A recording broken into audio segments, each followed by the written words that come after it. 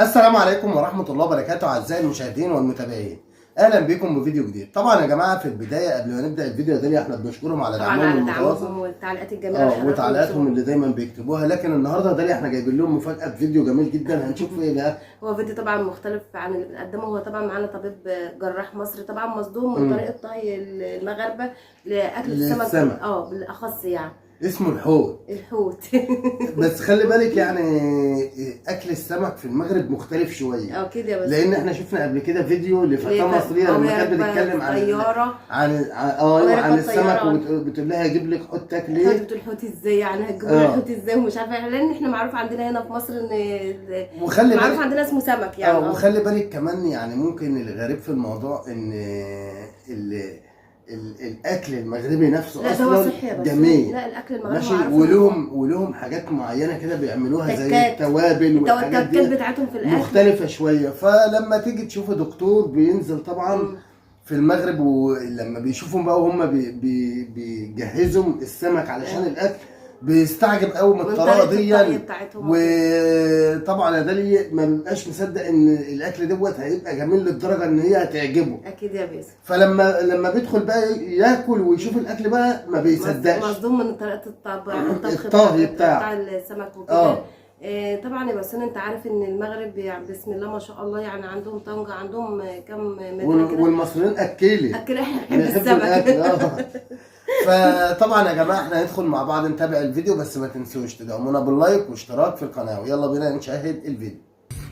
بس عايز اقول لك حاجه، المصريين عارفين او فاهمين ان هم احسن ناس بيطبخوا السمك. تسمع الكلام ده طبعا يعني. بس الحقيقه تجربتي في المغرب غير عاد. ايه يا عم محمد، زيتون على السمك؟ ايه اللي بتعملوه في بلدكم ده؟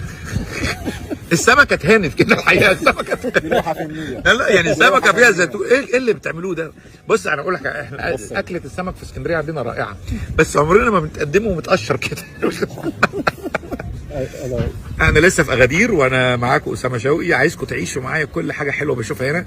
حقيقي والله بقولها من قلبي، اجمل ناس قابلتهم في حياتي. انتوا كلكم تسمعوا عن المغرب طبعا وسميره سعيد ومش عارف ايه وكده. لا الناس والشعب حاجه تانية خالص. بس عايز اسالك سؤال. العفو يا عم، تفتخر بيا. انا عايز اقول لك حاجه. في مصر عندنا بيبقى في فرق في الطباع ما بين اهل القاهره عن اهل الصعيد عن اهل اسكندريه. عندكم نفس الكلام هنا برضو؟ كاين اختلاف. كاين اختلاف برضو. انا حسيت، انا رحت طنجه وفاس ومراكش ولكن كتبقى خاص اللي عند المغاربه كاملين هو يكونوا بحال. لا الحقيقه بقول لك اجادير دي 100 اجادير دي 100 واجادير الحب ايه كتير. يلا نبدا السمك بقى. طيب. لا مش انا عايز اشرحي بس اسمها ايه؟ علي صوتك. بسطيله مغربيه. مكونه من ايه البسطيله دي؟ مكونه من ورقه بسطيله ورقه عزيز. ده الورق اللي شفناه امبارح. نفس الورق. ومن جوه فيها ايه؟ اما حوت اما دجاج. حوت ولا ودي جواها مين دي بقى؟ حوت. دي فراخ دي؟ سي فود. لا ده السمك ده؟ لا يا عم هذا بتضحكوا عليا. الحشوه لا انا بتاع حوت.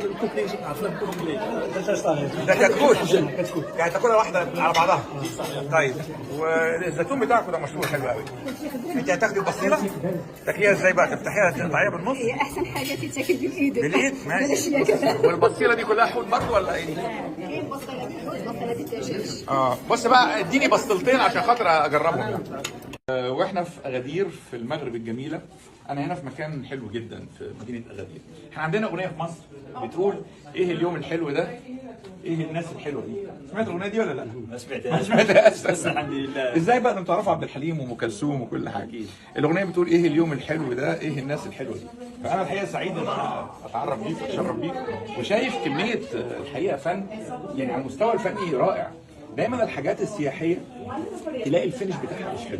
الفينش واخد بالك، تلاقي الوشوش مش مظبوطه. العين عندي العين بتلاحظ. اشكرك انك لازم. فدايما الفينش تبص تلاقيه متسرع وكده. انما هنا الحقيقه انا حاسس فعلا ان انا في معرض فني. يعني معرض فني. يعني تمثال زي ده انا هاجي لك بقى اشوف حلقه ياخد ايه يعني تمثال زي ده شوف روعه الاحساس اللي فيه. يعني هو يعبر عن الامومه. انا عايزك تقول للناس، اقول لهم كان عندي دكتور ذواق وفنان وقال لي ان هذا التمثال ينطق كلاما ومشاعر. يعني مش بس الحجر، انت خليت الحجر يقدر يتكلم. اكيد. انا سعيد بيك واحنا سعداء بلقياك. الله يخليك. الله يبارك فيك. اذا كان عندك بقى انستجرام وكده ادخلك. انا عندي صفحه وعندي كتير متابعين، وبحب المتابعين بتوعي يبداوا ثقافه وفن، فارجوك تبقى تبعت الصور دي او الفيديو ده على الصفحه بتاعتي. حبيبي شكرا شكرا شكرا. هنخش بقى دلوقتي المكان اللي هو اسمه قصبة أطلس. هدوء، مفيش غير صوت الطيور. الله الله على الجمال. احنا هنا على بعد كام كيلو من أجادير؟ على بعد 15 كيلو من أجادير على الجبل. طبعا أجادير هي مشهورة سكانها معظمهم من الأمازيغ، والمكان ده هو اللغة والناس كلها بتتكلم اللهجة الأمازيغية. المبنى نفسه رائع، يعني أنا أول مرة أجي هنا الحقيقة. ده شجر أرجان، ده شجر أرجان. أرجان ده اللي بيطلعوا منه زيت الأرجان. يعني بتخيل الحياة هنا شكلها إيه الحقيقة. أنا بصور عشان تعيشوا وتعرفوا. مساء الخير، مرحبا بيك، اهلا وسهلا.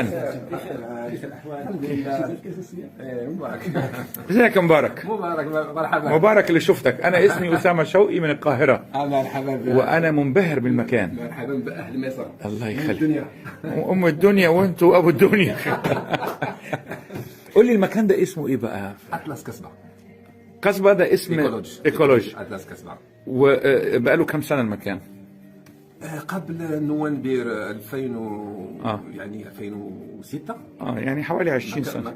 ما كانش فيه حاجه خالص. حاجه خالص. وانتوا عندكم كم غرفه هنا؟ عندنا 11 غرفه. 11 غرفه فقط. سويت. يا اهلا. الصالون الامازيغي.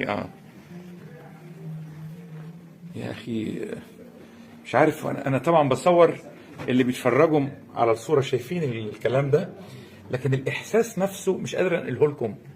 يعني الاحساس، الجو والطبيعه والمكان مدي الاحساس رائع في المكان ده الحقيقه. يعني المره الجايه لما اجي عايز اقعد هنا. عايز اقعد هنا. ممكن اصور جوه؟ طبعا. هذه الزربيه الامازيغيه.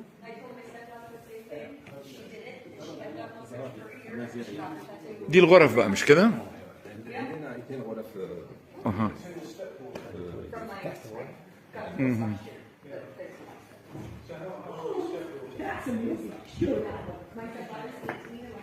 واو، التراث ده تحفه.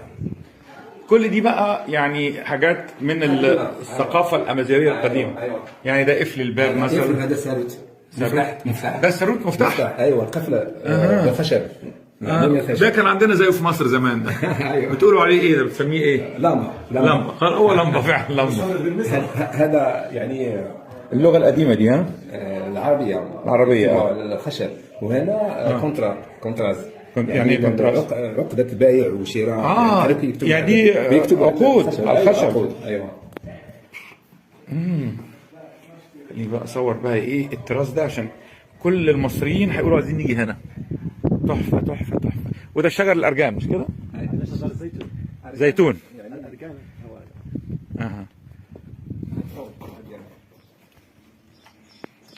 بديع بديع بديع.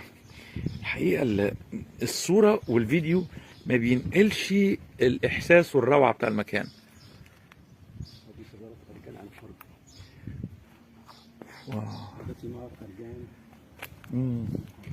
وده واضح كان حد هنا بيشرب شاي اهو. السلام. طعم الشاي عندهم حاجه تانية. طبعا يا جماعه احنا وصلنا لنهايه الفيديو، لكن بامانه يعني الراجل طبعا مصدوم فرحان طبعا. بس هو من معامله اهل المغرب وكده، ناس طيبين. فبعدين بقول ان الشعب جميل جدا وناس طيبين، من اجمل الشعوب اللي قابلتها في حياتي. اكيد يا بسيوني. مستغرب طبعا يا داليا، لان ما انا بقول لك اي حد بينزل المغرب بيبقى مستغرب من الشعب المغربي ومعاملته، لان في ناس كتير ما تعرفش اصلا المغرب على حقيقتها. اكيد يا بسيوني. وعلشان كده دوت اللي بيميزهم، لما اي حد بينزل ويلاقي طريقه المعامله والكلام والاسلوب. فطبعا بيرجع يتكلم مع الناس تانية، فناس تانية بتروح فبيعملوا لنفسهم برضه يا داليا طبعا ترويج أكيد. سياحي وترويج طبعا للاخلاق الكريمه أكيد. ومعامله الناس لا مختلفين. يعني حتى برضه هو سأله سؤال بيقول له هو احنا عندنا في القاهرة في مصر يعني طبعا القاهرة بتختلف عن الصعيد عن الأرياف وكده. قال له أكيد برضه في المغرب أنت عارف يا بس بقول له برضه في هنا برضه أكيد احنا عندنا القاهرة لها طبعا طريقتهم طريقه كل مكان ليه طريقه. أكيد يا بس احنا عندنا المدن عموما عندنا وجه قبلي ووجه بحري ووجه الصعيد. ما هو قبل الصعيد بحري فعلشان كده يا داليا هو دايما تلاقي في اختلاف في كل مكان. أكيد يا بس يعني حتى لما تيجي تقعدي مع ناس من اللي هم الصعايده دول اللهجه وعندهم عاداتهم وتقاليدهم برضو مختلفه شويه عن وممكن ما تفهميش هو بيقول ايه اصلا لما بيجي يتكلم معاك. اكيد. فعلشان كده دايما برضه يا داليا تلاقي في اختلاف في المغرب في كل مكان فيه. اكيد يا بس. طبعا يا جماعه احنا كده وصلنا لنهايه الفيديو اللي معانا، وما تنسوش تدعمونا باللايك واشتراك في القناه، والسلام عليكم ورحمه الله وبركاته.